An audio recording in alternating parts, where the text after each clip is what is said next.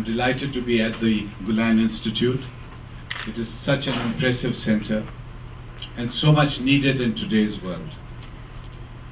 When I traveled to the Muslim world, the Middle East, South Asia, Far East Asia, with my assistant, Sadie was with me, and wrote up a book called Journey into Islam, we conducted questionnaires as we traveled. Hundreds and hundreds of questionnaires. We asked Muslims.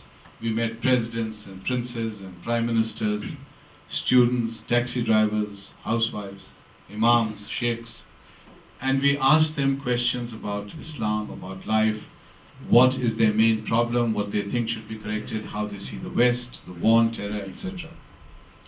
And in Turkey, when we asked for people's role models, again and again, the name Fatehullah Gulen came up, again and again.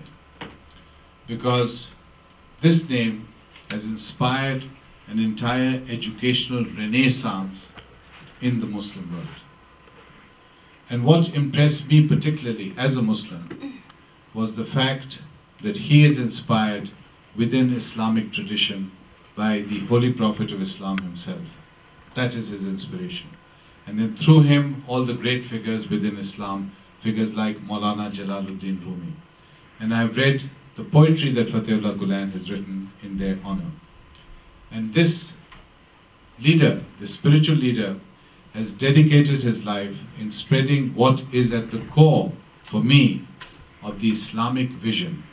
And that is the notion of ilm, or knowledge. That is what Fatehullah Gulen's life's mission has become. Spreading schools, colleges, a network of understanding and bridge building in our times. And then of course 9/11 happened. And 9/11 made it more urgent than ever for Muslims and non-Muslims to begin the process of dialogue and understanding. It was important because in the backdrop we had a great deal of misunderstanding, much work to be done. The Pew recently published a poll, a survey, in which it concluded that the gap between Muslims and non-Muslims has not decreased. That gap has increased between the West and Islam. That the West looks at Islam with suspicion. It thinks Muslims are violent, they're extremists, untrustworthy. This is the opinion of a large number of people in the West.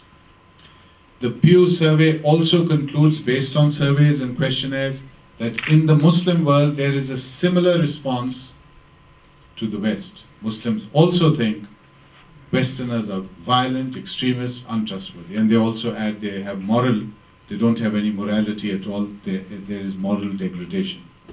So you can see there is a serious crisis of understanding on both sides. Therefore the work of people like Gulen himself and that of this institute and those associated with it. I have many friends here. Dr. Chetan is a friend of mine. Alp is a friend of mine, Dr. Alp. Is he around here? I just saw him there. He's sitting very modestly at the back. These are wonderful friends. And I have a Pakistani background. How many of you are Turks in the audience here? Put up your hands, please. So we have a very large Turkish audience. And Pakistanis, how many Pakistanis? Well, there are a lot of Pakistanis. Now these Pakistanis will tell you that the closest people to them, the closest people, and of course we respect and love the Saudis, but we're also a little bit frightened of the Saudis. You issue too many fatwas for us.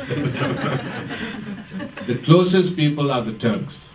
The Turks and the Pakistanis are so close that I remember when I was a student and there was a historic development taking place when there was a problem with Cyprus, and the Turks were about to land their troops, and before they landed the troops, the Pakistani government said, we recognize Turkey's right to be in Cyprus.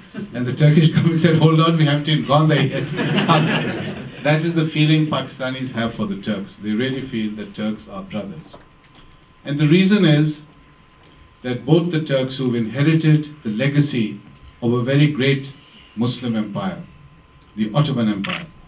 It was a very great empire in its own way. It had many good things, like all empires, it had many bad things. The Pakistanis have inherited the legacy of the Muslim rule and dynasties and empires in South Asia.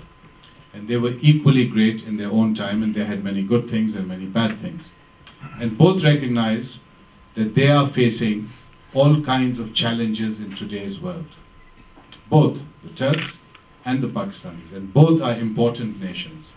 These aren't small nations, these aren't marginal nations. Turkey is critical because it is the bridge between Europe and Asia. It is the ideal ambassador between two cultures.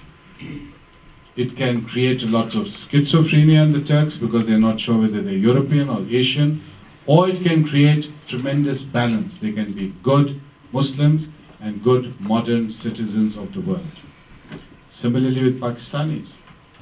Pakistanis will tell you that they are in South Asia and yet they look to the West, to the Arabs. That they have great affection and attachment, particularly to Makkah Sharif and Medina Sharif. They feel very close to Islam. They feel that Pakistan was created as part of a vision that the founders of Pakistan had, particularly Mr. Jinnah, the Quaid-e-Azam. Mr. Jinnah, the Quaid-e-Azam, who admired the Turks. Quaid-e-Azam had the vision of a modern Muslim state, a state that would give rights to women, to minorities, which would respect the Constitution and the law. And when people ask me in America after 9/11, is Islam compatible with democracy? I just give one answer. I say, please look at the Pakistan movement which took place in the 1930s. When the people of South Asia voted for Mr. Jinnah to create the largest Muslim nation in the entire world, 1947 Pakistan. It was then the largest Muslim nation in the world. Indonesia is the largest today. But if you took the population of Bangladesh and Pakistan even today, it would be 300 million people. So, this is our legacy, our shared heritage. And we are grateful that you have a figure like Fatehullah Gulen who can spread the message of love and compassion and understanding in a time when Islam is often associated with violence and terrorism. This is the time that Muslims and non-Muslims need to go back to their own roots and rediscover some of the central features of Islam. And those include the notion of compassion. God is, after all, Rahman and Rahim in Islam. Now this brings me to my project. As the chair of Islamic Studies at American University and the chair at the US Naval Academy, I am constantly lecturing, talking to people like you, sophisticated audiences, well-read, and the whole notion and concept and debate and controversy around Islam comes up. What are we to do about it? What are we scholars to do about it? Now I know that Muslims by definition are engaged with the world. For the ideal Muslim, the vision is a balance between deen and dunya. We cannot abandon one or the other. That is the balance of Islam. It is the religion of the middle path. It is not one extreme or the other extreme. Whatever, to my non-Muslim friends, to my American friends, whatever you've been hearing, whatever Muslims tell you, Islam is a religion of the middle path. It is the balance between this world and the next world. Now some Muslims, of course, some very famous Muslims withdraw from the world. Sometimes I feel it's too much. This world is full of violence and hatred, and you get fed up and you say, okay, enough is enough, let me close the doors, let me have nothing to do with the world. But a Muslim cannot do that. A Muslim must engage as a Muslim.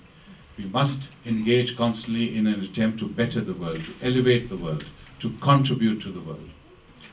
And I felt that as a professor, as a scholar on campus, it was my job to find out for myself first what was happening in the Muslim world, because sitting in Washington, I have access to the media like you. I look at CNN, I look at Fox, I look at some of the